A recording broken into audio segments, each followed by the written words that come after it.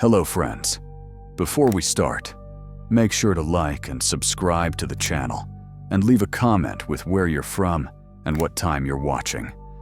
That way, YouTube will keep showing you stories just like this one. Now, let's begin.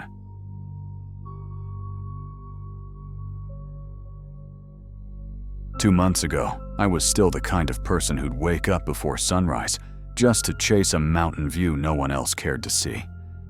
For almost 7 years, hiking had been my only therapy, the one thing that still made sense after everything else fell apart. After my marriage ended, I found myself stuck in an empty apartment in Colorado Springs, working endless shifts as a pharmacy assistant and spending my weekends driving towards silence. No friends, no plans. Just me, the road, and the cold air that somehow made breathing feel easier. That morning in early June started like every other. Protein bar breakfast in my car, gear check twice, and a quick scroll through all trails before I lost service. I settled on Raven Peak Trail, a little-known path near the town of Silvervale, about 2 hours southwest of Denver. The description promised steady elevation gain, thick forest cover, and barely any foot traffic. Perfect. When I reached the trailhead at 6:20 a.m., only 3 other vehicles sat in the gravel lot: a dusty Jeep, an old Chevy pickup, and a silver SUV with mountain bikes strapped to the roof. I zipped up my windbreaker, adjusted my pack straps, and took that deep, anticipatory breath that always came before the climb. Like always, I carried my orange nylon ribbon markers. A weird habit, maybe. But after getting lost once in the San Juans years ago, I'd promised myself never again.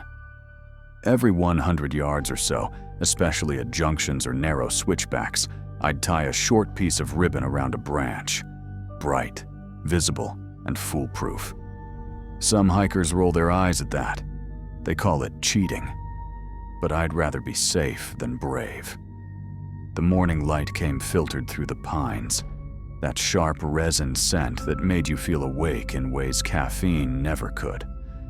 The first mile wound through gentle terrain, old aspens creaking softly, squirrels darting across the trail, sunlight blinking between leaves like Morse code. At about 7 a.m., I reached the first real fork. 3 paths splitting near a cluster of fallen logs. The All Trails map showed the main trail continuing right, but the others looked well worn too. I tied one of my orange ribbons at eye level, right in the middle of the fork, bright against the bark. Then I took the right path. The incline got steeper fast. Within minutes, the trees thickened and the light dimmed. Every sound, wind, birds, creaks, seemed muffled. I tied more ribbons than usual. The switchbacks were tight and confusing. At one point, I passed what looked like a game trail branching left, barely wide enough for a person, and marked it clearly with another orange strip so I wouldn't mistake it on the way back. By 8 a.m., I'd climbed about 1,200 feet and stopped to drink some water at a clearing with a view of the valley.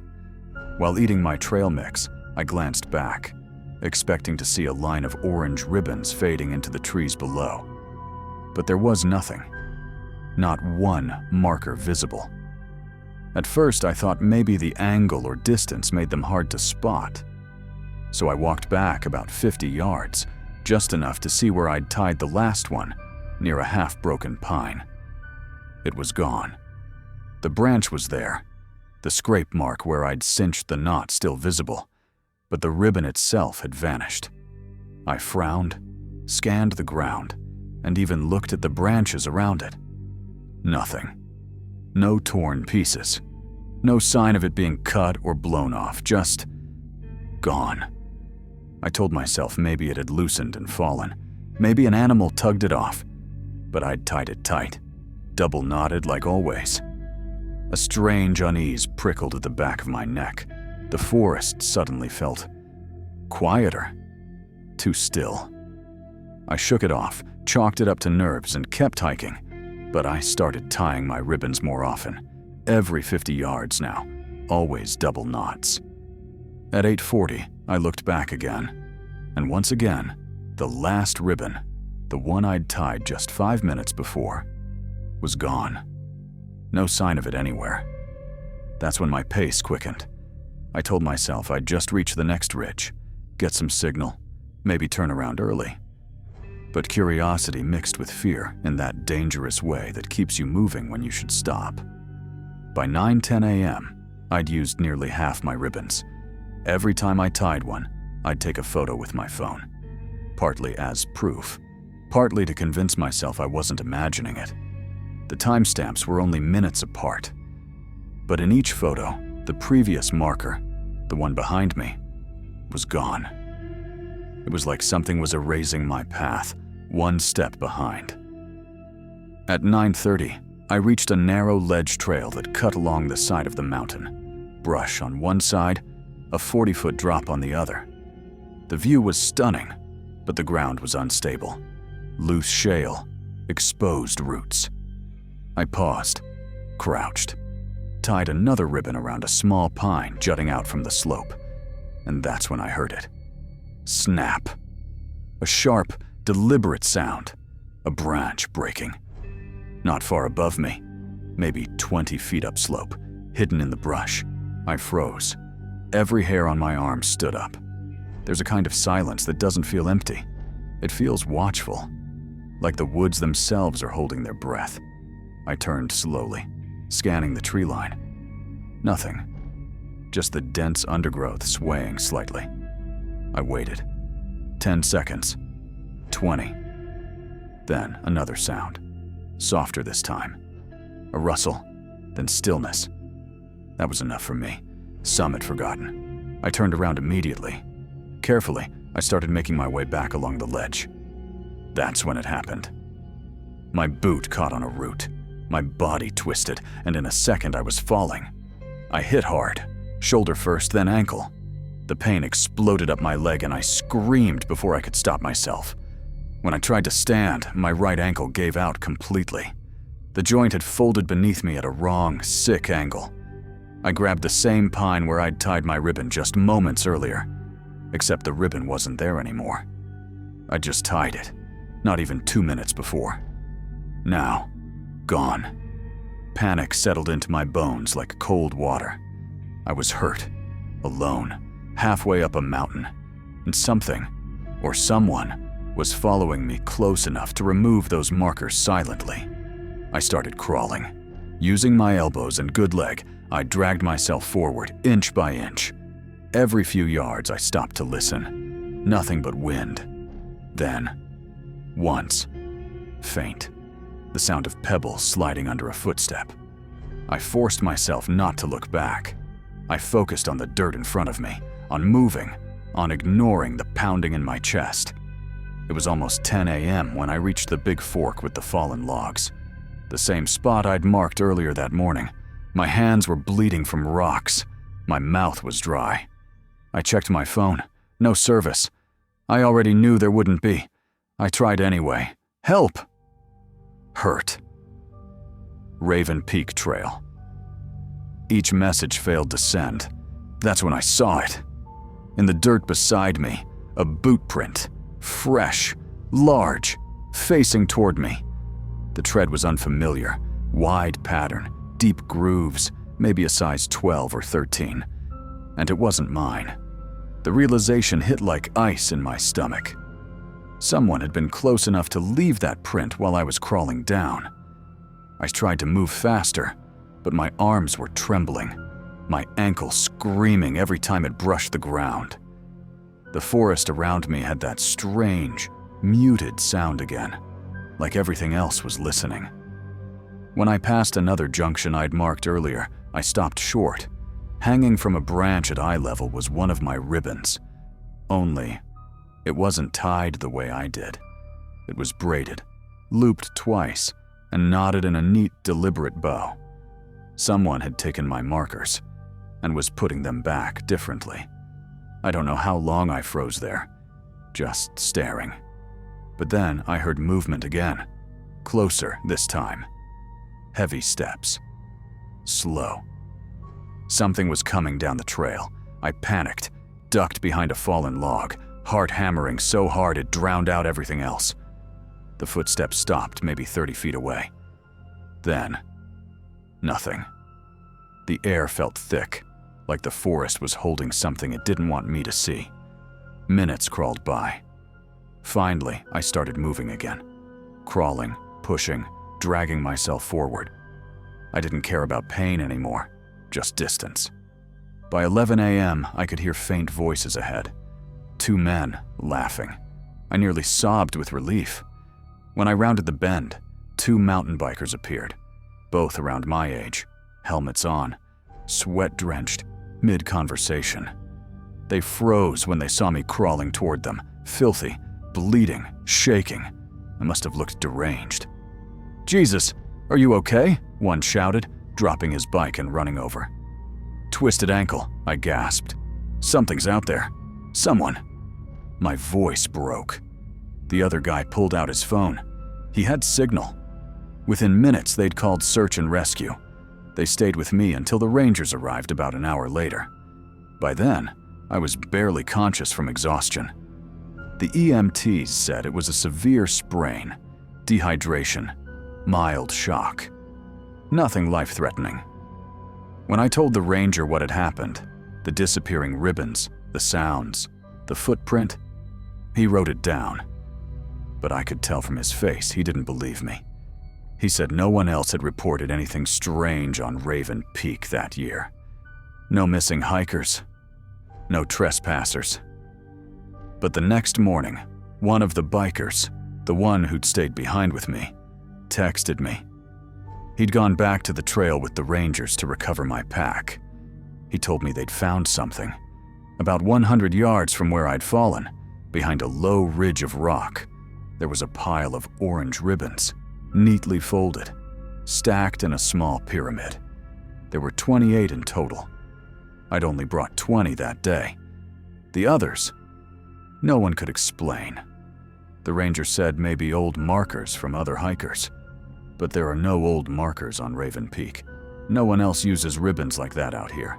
It's been 2 months, and I still haven't hiked alone again. Sometimes at night, I wake up thinking about those footprints in the dirt, facing me.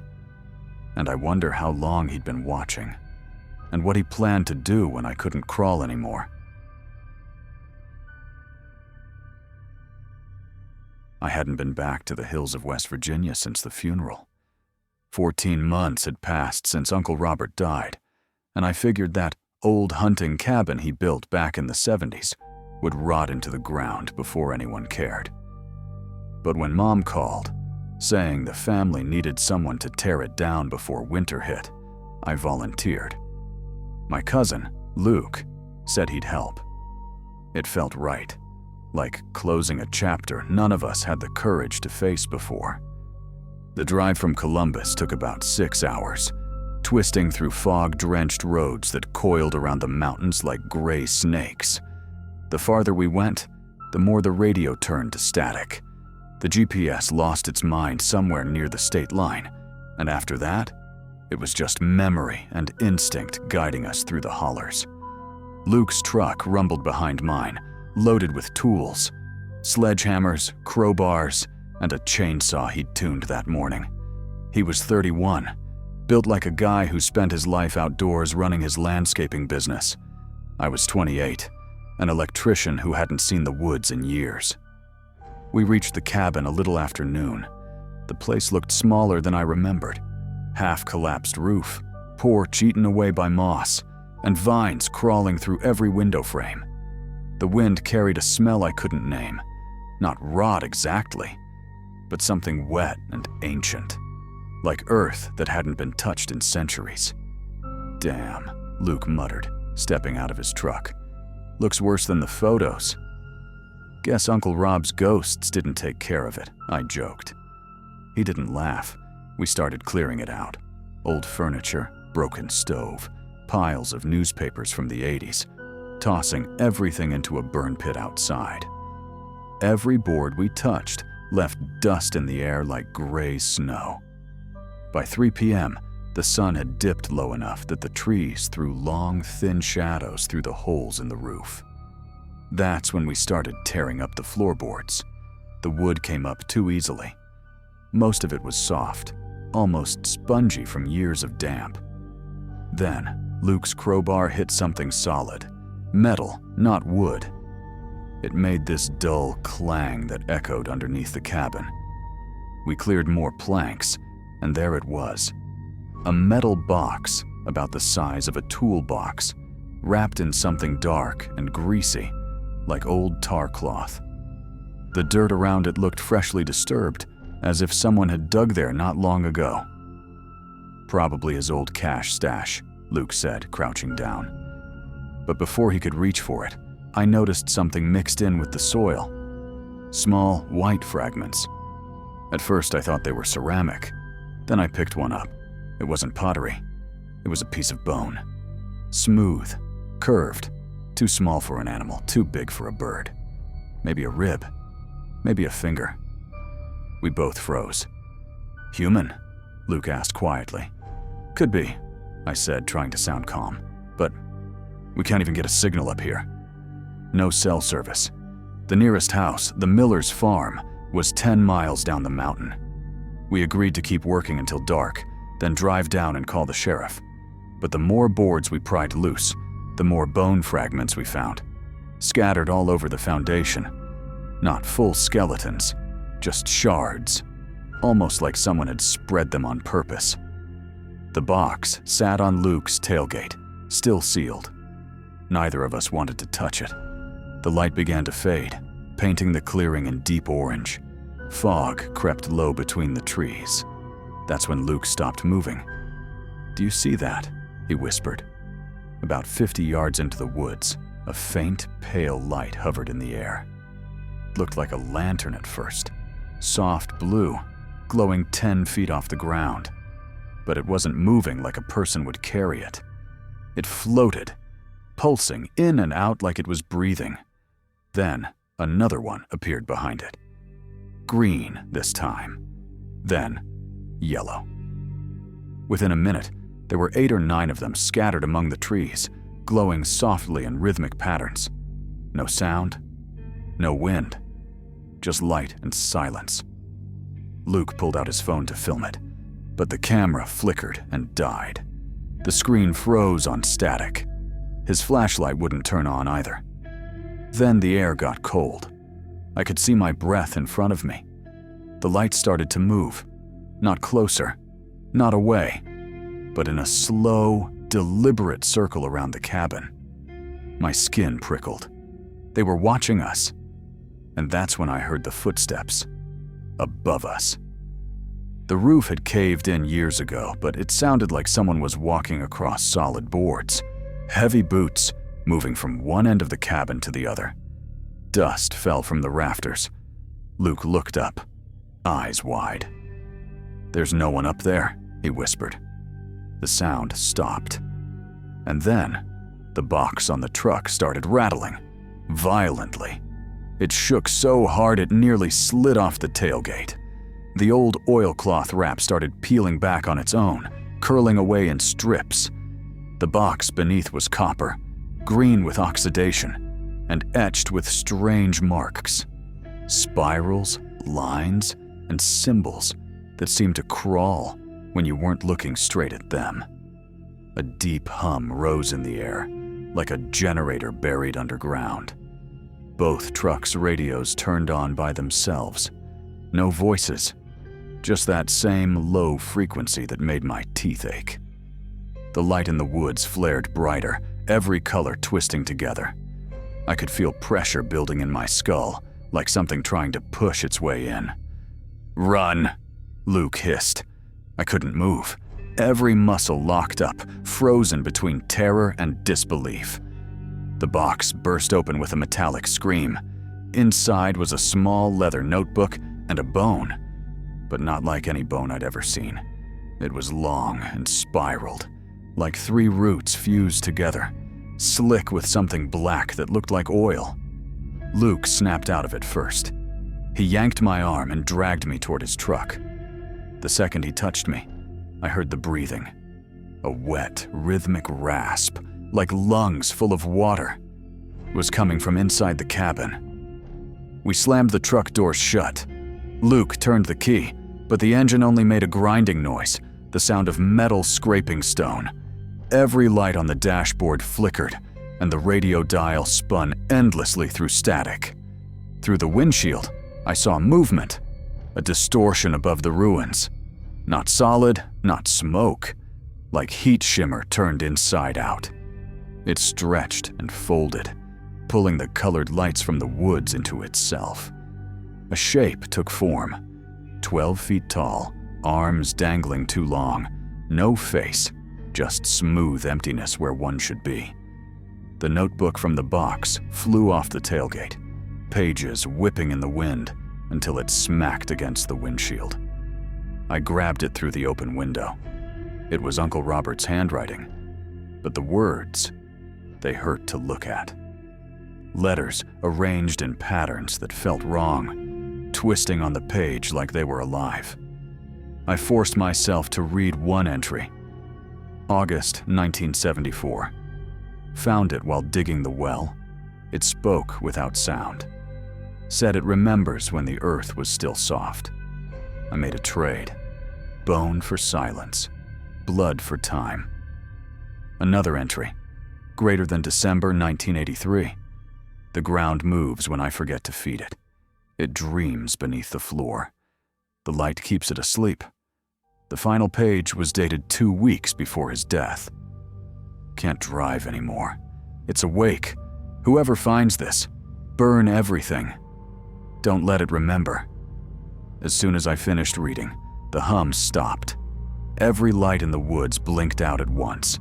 The shape above the cabin folded in on itself, collapsing until it was nothing but a black mist sinking into the earth. Luke turned the key again, and this time, the truck roared to life. We didn't need to talk. We knew what had to be done. We doused the remains of the cabin with gasoline, threw the copper box and the notebook into the pit. Luke lit one of his emergency flares and tossed it in. The fire erupted instantly, but it wasn't normal. The flames burned violet and green, flickering like liquid. The air stank of copper and wet soil. The bone fragments around the foundation began to crack and pop, each one letting out a faint, wet gasp, like something dying, or being remembered. We stayed until morning, feeding the fire until nothing but ash remained. When the first sunlight hit the clearing, the world looked painfully ordinary. Birds chirping, mist lifting. Just another forest morning. We drove down to the Miller farm and called the sheriff, told him we'd found possible human remains during demolition. They sent a team up later that day, but all they found was scorched ground and a few blackened nails. Official reports said animal remains and accidental fire. That was fine with us. Luke and I never spoke about it again. Last week, I had to drive through that part of the state for work. Out of habit, I slowed near the old turnoff road. Someone had chained it off. Heavy iron links across the dirt path, and 3 new signs nailed to the trees. Private property. No trespassing. No exceptions. I kept driving. Some places are better left asleep.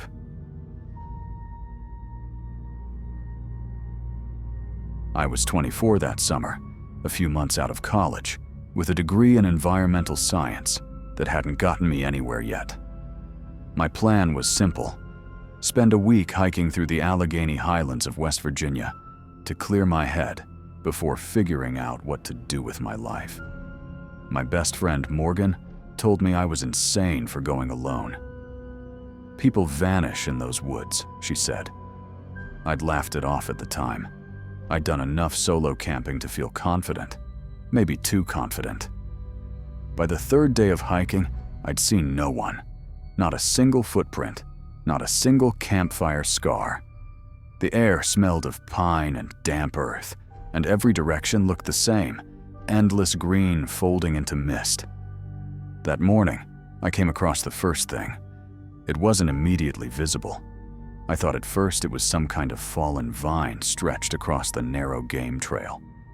But when I got closer, I realized it was rope, old, weathered hemp, tied taut between two black walnut trees. Hanging from the rope were dozens of small bundles, sticks, feathers, and animal bones, arranged in symmetrical patterns. Some were in triangles, others in circles. They clicked gently in the breeze, making this hollow, rhythmic sound that didn't quite match the wind's movement. It was almost deliberate. I ducked underneath, trying not to disturb anything. I figured maybe it was some hunter's marker or weird folk art. But a mile later, I found another. Then another. Each one was more elaborate. The second had bird skulls tied with red twine dangling upside down. The third had deer ribs polished to a dull shine, carved with spirals that looked too perfect to be random. That's when the smell started. It was faint at first, something like burned fat or spoiled meat. But the closer I got to the next set of bones, the thicker it became. Sweet and sickly, like rot hiding under the scent of pine needles. I pushed on. There was no way I was turning back. I was already too deep into the ridge to make it back to my jeep before nightfall. The trail sloped upward, narrow and uneven. My boots slipped in the moss as I checked my map.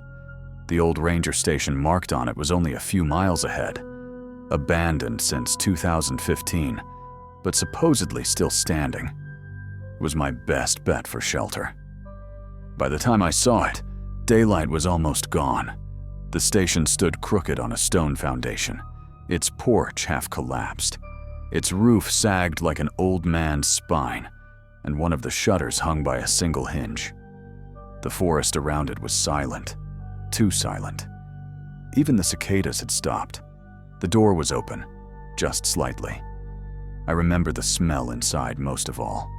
Damp wood, mold, and something metallic underneath, like rust or old blood. The floorboards groaned under my weight as I stepped in.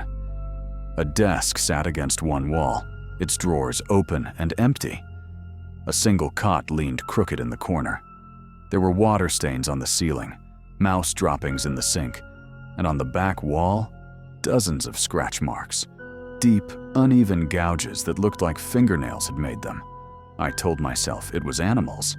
It had to be. I latched the door shut with the sliding bolt and unpacked my gear.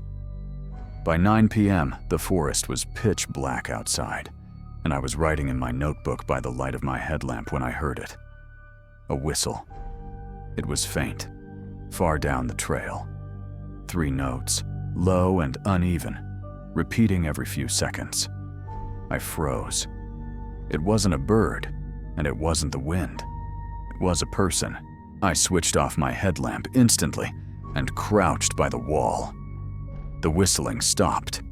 Then came the sound of footsteps. Slow, heavy, crunching through dry leaves. Whoever it was wasn't sneaking. They wanted me to know they were there. I inched toward the window. Through the cracks in the wood, I could see movement. A shape, tall, with something slung over its shoulder. The person walked slowly around the perimeter of the cabin, boots scuffing against the gravel foundation. Then came the knock. Not loud, just a single dull thud on the door, then another. I didn't breathe. My heart hammered so loud I was sure they could hear it.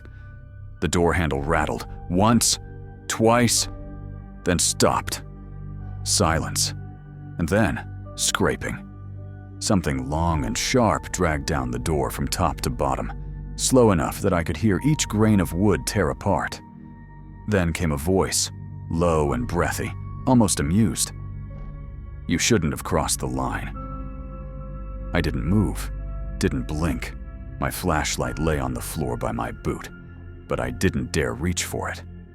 The voice hummed softly, the same 3-note whistle I'd heard earlier. Then footsteps moved to the left side of the cabin. Through the broken glass, I saw a pale shape, someone's face pressed against the window pane. The skin was grayish, eyes wide and reflective like an animal's. Their hair looked like wet moss, and their teeth, God, I can still see them, were too many. I ducked under the desk and stayed there. The thing outside began tapping its nails along the glass, rhythmically. Tap, tap. Pause. Tap. Every few seconds, it would whisper a number. 1, 2, 3. It circled the cabin twice, tapping each window as it went. Then it started whispering other things. My name, the one I hadn't told anyone on this trip. The name only Morgan used when she teased me. Ellie, it said, voice muffled through the wood. You left your water bottle by the creek. I felt my stomach drop. It had been by the creek that morning. It had watched me. The tapping grew harder, louder, until I thought the glass would break. Then, silence again. For hours I stayed under that desk, gripping my knife and bear spray. I must have dozed off because when I opened my eyes, faint light was coming through the cracks. Dawn. I stood, legs stiff, and looked out. The woods looked normal again. The smell was gone. The door was still bolted. For a second, I thought I'd imagined it. Then I saw the carvings. Across the inside of the door, in long, uneven lines, someone had written words, burned into the wood with something hot. You looked at it. I turned, and there, on the desk where I'd been hiding, sat a small object. A bundle of twine holding together 3 bird bones and a strand of brown hair that looked exactly like mine. I don't remember packing. I don't remember leaving. I just remember running, stumbling through roots and mud, scraping my arms on branches until I hit the old fire road around noon. I didn't stop until I reached a ranger station 20 miles south, one that wasn't abandoned. When I told the ranger what I'd seen, he listened without interrupting. Then he nodded slowly and said, "That area's been closed off since '98. Should have been padlocked." I showed him my map, the one I'd downloaded from the state site last month. The trail was still marked open. He frowned. "That can't be. That loop was erased from the database years ago. When they sent a team up 2 days later, they found the old station still standing, but not as I'd left it. The door had been ripped clean off. Inside, the walls were covered in symbols, spirals and triangles carved deep into the wood. No sign of anyone living there. No bones, no fences. Nothing. Just a single message burned into the wall above the cot. Next time, come alone again. I haven't been back. I still hike, but never without company, and never without checking that the trail exists on more than one map. Some places get forgotten for a reason, and some make sure they're forgotten.